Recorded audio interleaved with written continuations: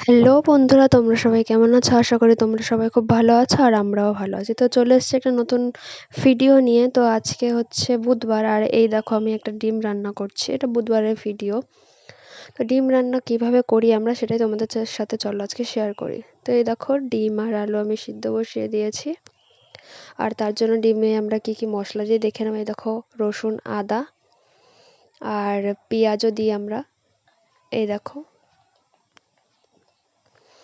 আর হচ্ছে লাগবে টমেটো আমাদের। তো টমেটো কাটা হয়ে গেছে, দেখতেই পাচ্ছ তোমরা। সব কিছু ধুয়ে ছালিয়ে নিয়েছি আমি শিলনোড়ার উপর। আর এদিকে দেখো আলুগুলো মাখিয়েও নিয়েছি নুন হলুদ দিয়ে।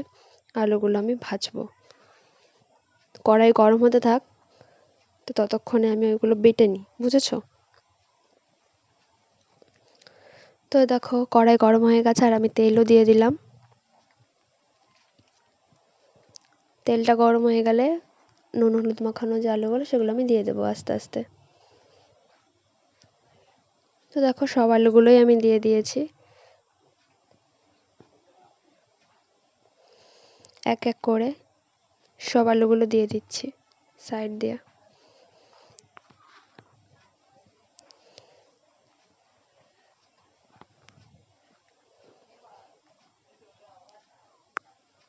তো চলো আলুগুলো হতে থাকুক। আলুগুলো প্রায় দেখো আমার ভাজাও হয়ে এসেছে। আমি আলুগুলোকে উল্টে দিয়েছি। এবার আলুগুলোকে তুলে নিচ্ছি।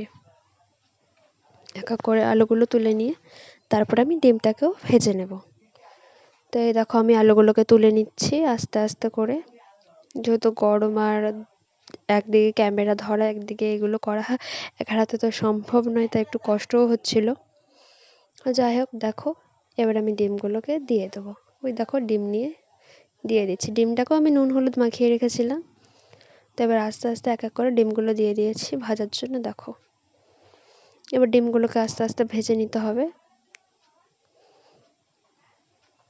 তো এই দেখো ডিমগুলো প্রায় আমার ভাজা হয়ে গেছে, উল্টো দিকে আমি উঠিয়ে নিচ্ছি। তো এই দেখো সব ডিমগুলোকে আস্তে আস্তে তুলে নিতে হবে থালাটার মধ্যে করে। তো এই দেখো আস্তে আস্তে আমি তুলে নিচ্ছি।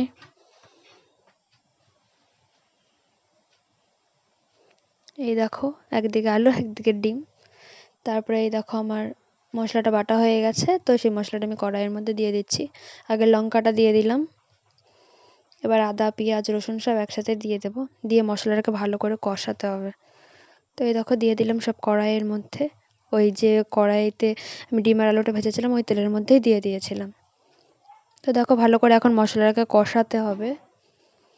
এর মধ্যে নুন হলুদ লঙ্কার গুঁড়ো সবই দিয়ে দেবো আস্তে আস্তে। দেখো এবার মশলাটাকে ভালো করে কষাতে হবে।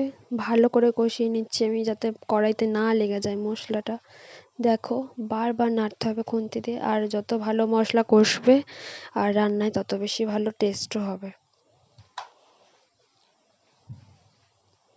বারবার কড়াইতে খুন্তি দিয়ে নাড়তে হবে। তো এই দেখো ভালো করে কষে গেছে। তো দেখো ভালো করে মশলাটা কষিয়ে নিচ্ছি কড়াইতে।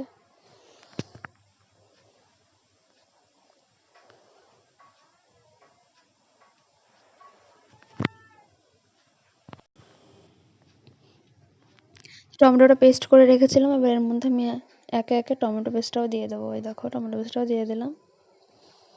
এবার ভালো করে মশলাটাকে আরও কষাতে হবে যাতে কাঁচা গন্ধ না আসে মশলা থেকে।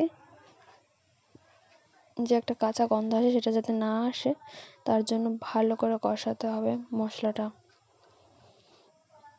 তো এই দেখো আমার মশলাটা ভালোই কষে গেছে।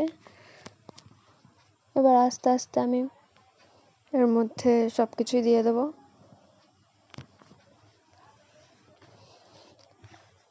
মশলাটা দেখো প্রায় শুকনো শুকনো হয়ে গেছে। এবার এর মধ্যে আমি আলুগুলো দিয়ে দেবো একে একে। আলুগুলো দিয়ে ভালো করে কষাতে হবে। দেখো সব আলুগুলো দেওয়া হয়ে গেছে। প্রায় ভালো করে কষিয়ে নিচ্ছে আলু দিয়ে।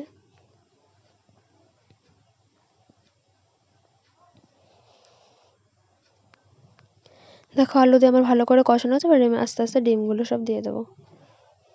ডিমটা দিয়েও আমাকে কষিয়ে নিতে হবে। তো দেখো আমার সব ডিম দেওয়া হয়ে গেছে। এবার আমি ডিমগুলো দিয়ে কষিয়ে নিচ্ছি আস্তে আস্তে, যাতে ডিমগুলো না ভেঙে যায়, খুন্তিতে লেগে বা না ফুটো হয়ে যায়, তার জন্য আস্তে আস্তে নাড়াতে হচ্ছে। তো এই দেখো ডিমগুলো দিয়েও আমার ভালো করে কষানো হয়ে গেছে।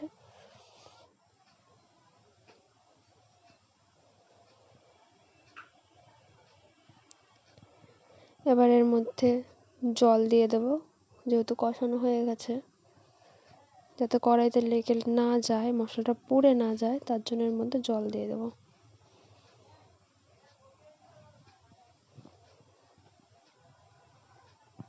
তো জল দিয়ে আমি নেড়ে নিচ্ছি ভালো করে।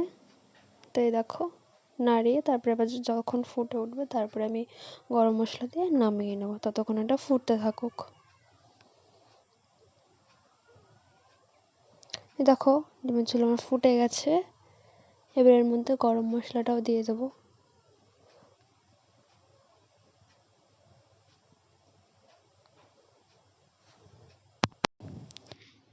তো গরম মশলা দেওয়ার ভিডিওটা আমি স্কিপ করে গেছি। তো ওই দেখো ডিমের উপর হালকা হালকা লেগেছিলো, আমি গরম মশলা দিয়ে দিয়েছিলাম।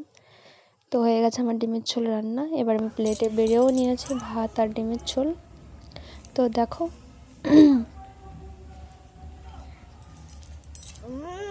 সেই স্বাদ।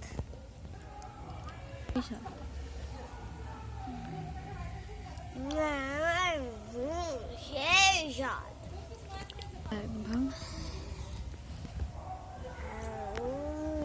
সেই স্বাদ। তো আজকের ভিডিওটা এই অবধি। তোমাদের কেমন লাগলো অবশ্যই তোমরা জানিও কমেন্ট করে। ভিডিওটা ভালো লাগলে অবশ্যই লাইক কমেন্ট শেয়ার করে দিও। আরও নতুন নতুন ভিডিও পেতে আমার চ্যানেলটা সাবস্ক্রাইব করে নিও। তো চলো টাটা বাই বাই, ততক্ষণ তোমরা সবাই ভালো থাকো সুস্থ থাকো।